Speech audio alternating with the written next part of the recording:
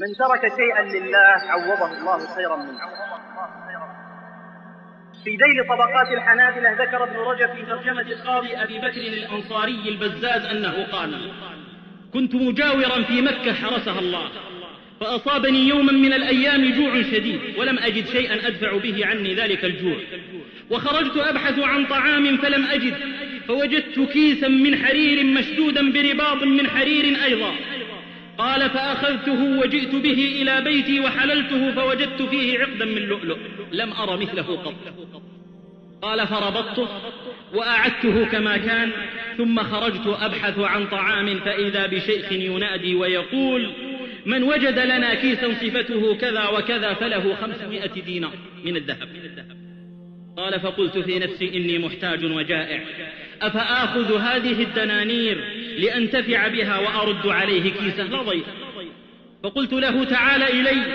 قال: فأخذته وذهبت به إلى بيتي، وسألته عن علامة الكيس وعلامة اللؤلؤ وعدد اللؤلؤ والخيط المشدود به، فإذا هو كما قال. قال: فأخرجته ودفعته إليه، فسلم إلي 500 دينار الجائزة التي ذكرها. قال: فقلت له: يجب علي أن أعيده لك ولا آخذ له جزاء. قال: لا بد أن تأخذ، وألح علي كثيرا وأنا أحوج ما أكون. قال: فقلت: والذي لا إله إلا هو ما آخذ عليه جزاء من أحد سوى الله. فلم يقبل الدنانير. قال: فتركني ومضى. ورجع الشيخ بعد موسم الحج إلى بلده. وأما ما كان مني، الإمام البزاز الآن الكلام له، قال: فإني خرجت من مكة وركبت البحر في وسط أمواجه المتلاطمة وأهواله، فانكسر المركب وغرق الناس وهلكت الأموال. قال: وسلمني الله إذ بقيت على قطعة من المركب تذهب بي يمنة ويسرة، لا أدري إلى أين يذهب بي. بقيت مدة في البحر تتقاذفني الأمواج من مكان إلى مكان، حتى لفظتني إلى جزيرة فيها قوم أميون لا يقرؤون ولا يكتبون. قال: فجلست في مسجدهم وقمت أقرأ. قال: فما أن رآني أهل المسجد حتى اجتمعوا علي، فلم يبق في الجزيرة أحد إلا قال: علمني القرآن. قال: فعلمتهم القرآن، وحصل لي خير كثير من جراء ذلك. قال: ثم إني رأيت في ذلك المسجد مصحفا ممزقا، فأخذت أوراقه لأقرأ فيها، فقالوا: أتحسن الكتابة؟ قلت: نعم. قالوا: علمنا الخط. قال: قلت: لا بأس. فجاءوا بصبيانهم وشبابهم، فكنت أعلمهم، وحصل لي من ذلك خير عظيم. رغبوا فيه، فقالوا له بعد ذلك وهم يريدون أن يبقى معهم: عندنا صبية يتيمة ومعها شيء من الدنيا، ونريد أن نزوجك بها وتبقى معنا في هذه الجزيرة.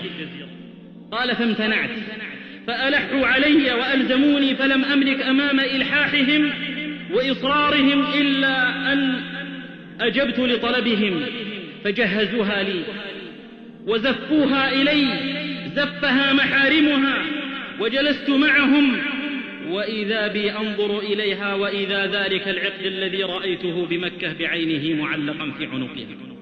دهشت، وما كان لي حينئذ من شغل إلا النظر لهذا العقد.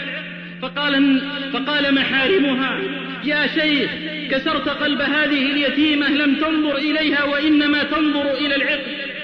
قلت: إن لهذا العقد قصة. قالوا: ما هي؟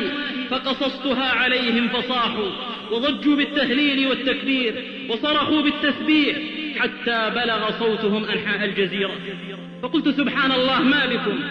قالوا: إن الشيخ الذي أخذ منك العقد في مكة هو أبو هذه الصبية، وكان يقول عند عودته من الحج ويردد دائما: والله ما وجدت على وجه الأرض مسلما كهذا الذي رد علي العقد بمكة، اللهم اجمع بيني وبينه حتى أزوجه ابنتي.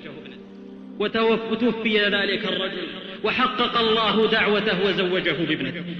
يقول: فبقيت معها مدة من الزمن، فكانت خير امرأة، رزقت منها بولدين، ثم توفيت فعليها رحمة الله، فورثت العقد المعهود أنا وولداي. قال: ثم توفي الولدان واحدا تلو الآخر. قال: فورثت العقد منهما. قال: فبعته ب100,000 دينار. يحدث بعد مدة ويقول: هذا من بقايا ثمن ذلك العقد. فرحمة الله على الجميع. من ترك شيئا لله عوضه الله خيرا منه، وصنائع المعروف تقي مصارع السوء.